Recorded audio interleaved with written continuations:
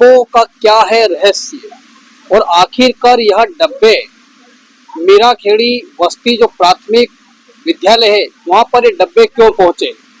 यह वीडियो जो कि सोशल मीडिया पे कई दिनों से घूम रहा है और कई मीडियाओं पे भी ये चल चुका है और इसको देखने के बाद शिक्षा मंत्री खुद वहां पर पहुंचते हैं, लेकिन अभी भी उसका कोई वास्तविक निराकरण नहीं हुआ।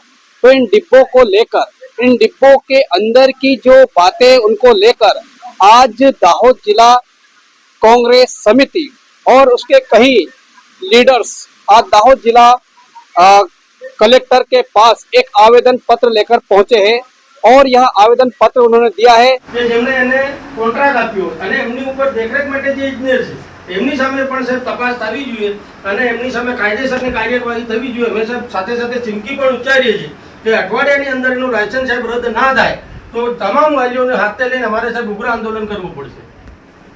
સાહેબ આને કોન્ટ્રાક્ટર ઓરિજિનલી બહારનો સાહેબ પેટા કોન્ટ્રાક્ટ છે, પેલો અમરેલીનો છે।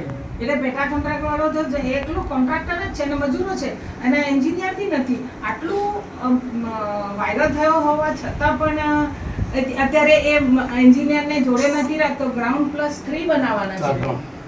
તો આ જે બિલ્ડિંગ પહેલા ક્ષતિગ્રસ્ત થઈને પડ્યું હતું એ ત્યાં જ બીજી બિલ્ડિંગ બનાવી અને એ પણ આવું સબ ક્વોલિટીનું બને એના માટે અમને ખરેખર બહુ એ છે। સુથારવાસાની બિલ્ડિંગમાં અને બેલવાણીમાં જાલોદમાં 3 બિલ્ડિંગો તો આ એજન્સીએ તૈયાર કરી દીધી છે।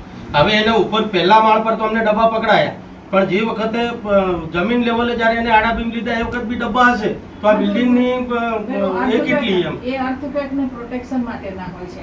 તો નીચે બી આવું કર્યું છે 3 માળની બિલ્ડિંગ આજે 592 બાળકો ત્યાં અભ્યાસ કરે છે। આવનાર સમયને હા બિલકુલ સાહેબ અને આ કોન્ટ્રાક્ટરને સાહેબ એનું લાયસન્સ એને બ્લેક લિસ્ટ જ કરવું પડે સાહેબ, કારણ કે આ દાહોદ જિલ્લાની અંદર એમણે જેટલા બી કામો કર્યા છે આ તમામ કામોની અંદર આ જ પ્રકારનો ભ્રષ્ટાચાર કરેલ છે સાહેબ। આદિવાસી બાળકોના જીવ સાથે આવો સોદો કોઈને કરવા ન દેવાય સાહેબ। એટલે આપ સાહેબ કોઈના પણ હોય બાળકો બિલકુલ અમારો વિસ્તાર અમારા આદિવાસી વિસ્તાર બધા સરખાવ ના બિલકુલ પણ અમારો તો આદિવાસી વિસ્તાર છે, અહીંયા બધા આદિવાસી બાળકો વધારે પડતા ગ્રામ્ય વિસ્તારમાં પડતા હોય છે, બધા સરખાવ બિલકુલ સરખાવ હોય સાહેબ। એટલે અમારી આ લાગણી છે કે આ કોન્ટ્રાક્ટરે કરેલા તમામ જૂના કામોને પણ ચકાસણી કરવામાં આવે, તાત્કાલિક ધોરણે લાયસન્સ એને કોન્ટ્રાક્ટર અને સબ કોન્ટ્રાક્ટ બધાના લાયસન્સ એ રદ થવા જોઈએ।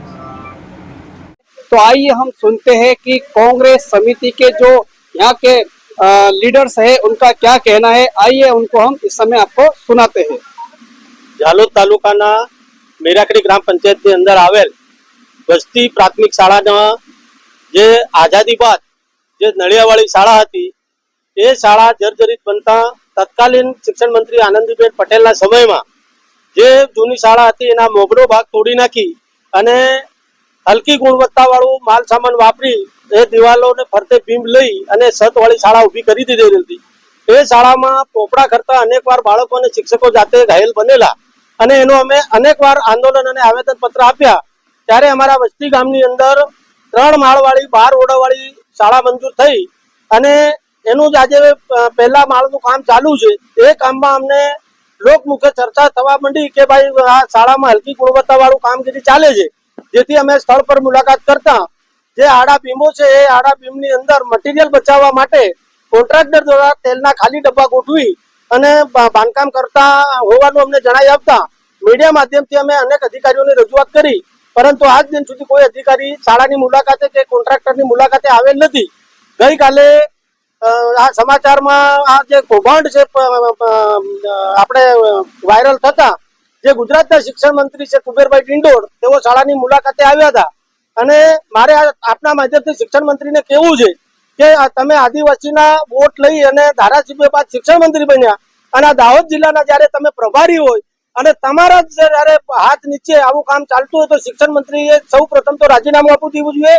અને સાથે સાથે શિક્ષણ મંત્રીને એમ પણ કહેવા માંગુ છું કે તમારા મળતિયાઓને જે કોન્ટ્રાક્ટરો તમે આપ્યા છે એ કોન્ટ્રાક્ટરો આવા હલકી ગુણવત્તાવાળા કામકાજને લીધે અમારા આદિવાસી વિસ્તારના જે ગરીબ બાળકો છે એમને આ બિલ્ડિંગો પડી જતા સત્તા પોપડા કરતા આવી હલકી કક્ષાવાળું જો બાંધકામ કરવામાં આવે તો અમારા ગરીબ જે વાલીઓ છે એમના વાલ જોયા જે દીકરા દીકરીઓ છે એમને ખોવાનો વારો આવશે।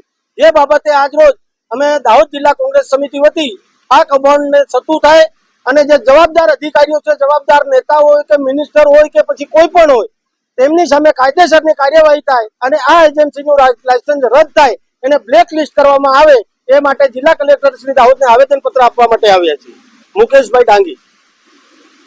આજે અમે દાહોદ જિલ્લા કોંગ્રેસ સમિતિ વતી અને ઝાલોદમાં જે વસ્તી પાવડી માં જે પ્રાથમિક શાળામાં જે બિલ્ડિંગ બની રહ્યું છે અને એ કોન્ટ્રાક્ટર અને સબ કોન્ટ્રાક્ટરની જે બિલ્ડિંગ બનાવી રહ્યા છે, પહેલા માળે એ જે ટ્રાન્સવર્સ બીમ જે હતા એમાં બીમ બનાવવાને બદલે મટીરિયલ બચાવવા માટે તેલના ખાલી ડબ્બાઓ મૂકીને ભ્રષ્ટાચાર કરીને આ એજન્સી બિલ્ડિંગ સબ ક્વોલિટીનું બનાવવા જઈ રહ્યા હતા. એની અમે વિઝિટ બી કરી અને અમે કલેક્ટર સાહેબ, એના જે વિડીયો વાયરલ થયા એના થકી અમે કલેક્ટર સાહેબને બી વિનંતી કરી કે તમે વિઝિટ કરો. અને ગઈકાલે શિક્ષણ મંત્રી ત્યાં વિઝિટ કરીને આજે આખું બિલ્ડિંગ ફરી ત્યાં જે ડબ્બા હતા એ હટાવી દીધા અને બાકીનું આગળનું બાંધકામ ચાલુ રાખ્યું છે. એનો મતલબ એ થાય કે શિક્ષણ મંત્રી પોતે એને ગ્રીન સિગ્નલ આપી ગયા લાગે છે. અમે કલેક્ટર સાહેબને રજૂઆત કરી કે આ એજન્સી અને એમની સબ એજન્સી જેણે આ બિલ્ડિંગો આજુબાજુ બનાવ્યા છે એમાં બધામાં જે ડબ્બા મૂકીને બનાવ્યા હોય તો જે પાયાનું કામ જે થયું એ તો ભૂકંપથી બિલ્ડિંગને બચાવવા માટેનું હોય, તો પાયાના કામમાં બી આવા જ ડબ્બા મૂક્યા હશે. એટલે અમે એજન્સીને અને સબ એજન્સીને રદ કરીને અને બ્લેકલિસ્ટ કરીને નવેસરથી એક બિલ્ડિંગ બનાવવા માટે રજૂઆત કરવામાં આવ્યા હતા કે જેથી બાળકોના ભવિષ્ય જોડે. बहुत हो गया भ्रष्टाचार. अब की बार मोदी सरकारना नारा સાથે આવેલી આ ભારતીય જનતા પાર્ટીની સરકારમાં ડબલ એન્જિનની સરકારની વાતો કરે છે, જ્યારે દાહોદ જિલ્લો એ ધીરે ધીરે હવે ભ્રષ્ટાચારનું હબ બનતું જઈ રહ્યું છે. જે રીતે પહેલા નકલી કચેરીઓ પકડાઈ, પછી નકલી એને આવ્યું, ત્યારબાદ આ શાળાના બાંધકામ બાબતમાં બી નકલી આવ્યું. સમગ્ર ગુજરાતની અંદર સૌથી વધારે જો કોઈ જગ્યાએ કમળની કઠ્ઠી થતી હોય તો એ દાહોદ જિલ્લો છે. દાહોદ જિલ્લામાં ભ્રષ્ટાચારે માજા મૂકી છે. આ જે સ્કૂલ બનાવનાર કોન્ટ્રાક્ટર, એ કોન્ટ્રાક્ટરે પાછલા સમયમાં ઘણી બધી સ્કૂલો બનાવી છે, એટલે સંપૂર્ણપણે આ દિન સુધી કરેલી તમામ શાળાઓનું ઇન્સ્પેક્શન કરવામાં આવે અને આ કોન્ટ્રાક્ટર અને સબ કોન્ટ્રાક્ટરની વિરુદ્ધ એમને બ્લેકલિસ્ટ બી કરવામાં આવે. તેમની વિરુદ્ધ પોલીસ ફરિયાદ પણ દાખલ થવી જોઈએ, કારણ કે આ બાળકોના ભવિષ્યનો સવાલ છે. જો આ બિલકુલ તકલાદી બનાવેલી શાળાઓની અંદર બાળકો ભણશે અને વર્ષ 2 વર્ષની અંદર જો આ તૂટી જશે તો એના મોતના જવાબદાર કોણ હશે? એટલે અમે આપના માધ્યમથી શિક્ષણ મંત્રી માનનીય કુબેરભાઈ ડિંડોર સાહેબને બી કહેવા માંગીએ છીએ કે જો તમે પ્રભારી મંત્રી છો અને તમારા શાસનકાળમાં જો આવું થતું હોય, વાડ જ જો ચીબડા ગળતી હોય તો તમારે રાજીનામું આપી દેવું. જય શ્રી કૃષ્ણ. આજે દાહોદ જિલ્લા કોંગ્રેસ સમિતિ અને ઝાલોદ તાલુકા કોંગ્રેસ સમિતિ વતી અમે કલેક્ટર સાહેબને આવેદનપત્ર આપવામાં આવ્યા છે અને અમે આવેદનપત્ર આપ્યું કે દાહોદ જિલ્લાની અંદર ઝાલોદ તાલુકામાં વસ્તી મેરાપેડી ગામે જે સ્કૂલનું બાંધકામ થાય છે, પ્રાથમિક શાળાનું બાંધકામ થાય છે, એ તદ્દન ભ્રષ્ટાચાર વાળું બાંધકામ થાય છે. અહીંયાના શિક્ષણ મંત્રીને અમે કહેવા માંગીએ છીએ કે દાહોદ જિલ્લાના તમે પ્રભારી મંત્રી છો, અહીંના શિક્ષણ મંત્રી છો, કમસે કમ બાળકોના ભવિષ્ય સાથે તો ચેડા નથી કરો. જે પ્રાથમિક શાળાઓ, નાના બાળકો, નાના ભૂલકાઓ જ્યાં શિક્ષણ લે છે એની અંદર પણ આ ભાજપ ટકાવારી લેવાની છોડતી નથી. એ લોકો કોન્ટ્રાક્ટરો આલે, કોન્ટ્રાક્ટ નક્કી થાય ગાંધીનગરથી અને એ કોન્ટ્રાક્ટરો બીજો સબ કોન્ટ્રાક્ટ નક્કી કરે, એ કોન્ટ્રાક્ટરો બીજો સબ કોન્ટ્રાક્ટ નક્કી કરે. આ સબ કોન્ટ્રાક્ટની પદ્ધતિ બંધ થવી જોઈએ. જે મૂળ કોન્ટ્રાક્ટરને એજન્સીને આપવામાં આવી હોય એ જ કામ કરે, એમ તો સબ કોન્ટ્રાક્ટ એનો નફો કાઢે, બીજો સબ કોન્ટ્રાક્ટ એનો નફો કાઢે. એ રીતે આ ભાજપની સરકાર હવે વધારે સમય ચાલવાની નથી.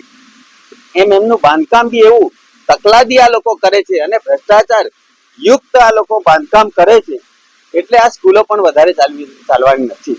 એટલે અમારે કેવું છે કે દાહોદ જિલ્લાની જેટલી પણ પ્રાથમિક શાળાઓ આ લોકો બનાવે છે એની અંદર સંપૂર્ણ તપાસ થવી જોઈએ અને શિક્ષણ મંત્રીએ ખાસ ધ્યાન આપવું જોઈએ અને એમના જ જિલ્લાની અંદર એમની દેખરેખ નીચે જે સ્કૂલો બનતી હોય એ સ્કૂલોની અંદર જ ભ્રષ્ટાચાર થતો હોય એનાથી સાબિત થાય છે કે આ ટકાવારીની સિસ્ટમ ક્યારે આ શિક્ષણ મંત્રી બંધ કરશે, ભાજપ સરકાર ક્યારે બંધ કરશે અને નાના બાળકો, આદિવાસીઓના બાળકો હોય કે કોઈ પણ બાળકો હોય એમના ભવિષ્ય સાથે ક્યારે ચેડા આ કરવાનું બંધ करते એવું અમે કહેવા માંગીએ છીએ.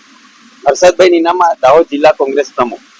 तो जैसा कि इस पूरी खबर में हमने देखा कि दाहोद जिला कांग्रेस समिति, दाहोद जिला अध्यक्ष हर्षद भाई नीनामा की अध्यक्षता में एवं कांग्रेस के पूर्व विधायक डॉक्टर प्रभाबेन ताव्याड़ एवं यहाँ मुकेश भाई डांगी और इन सब की अध्यक्षता में दाहोद जिला कलेक्टर को एक आवेदन पत्र लिखित में दिया गया। उसमें यह मांग की गई है कि यह जो डिब्बे है इन डिब्बों की सही से तपास होना चाहिए और ये डिब्बे जहाँ जहाँ स्कूल में है वहां से निकालना चाहिए। और यहाँ तक कि जो कॉन्ट्रैक्टर थे उन कॉन्ट्रैक्टरों की यहाँ पर उनकी एजेंसियों को भी रद्द कर देना चाहिए, इस प्रकार की मांग उठ रही है।